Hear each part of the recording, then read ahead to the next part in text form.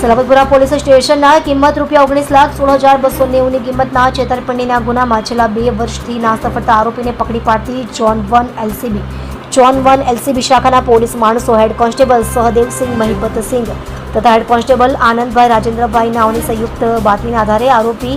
નામે દિલીપભાઈ ઉર્ફે ગોપાલ શર્મા વાલજીભાઈ ચિકાદરા ઉંમર વર્ષ 35 રહે મકાન નંબર 3 શ્રીનાથ દ્વાર સોસાયટી સીતાનગર ચોકડી પાસે પુણા સુરત મૂળ વતન સિમરન તાલુકો સાવરકુંડલા જિલ્લો અમરેલીનાને પકડી પાડેલ છે. સદર આરોપી સુરક્ષાની અલગ અલગ કાપડ માર્કેટોમાં ફરી વેપારને તેમની વાતોમાં ભોળવી તેઓ પાસેથી માલ લઈ પેમેન્ટ નહીં ચૂકવી ગુનો કરેલ છે.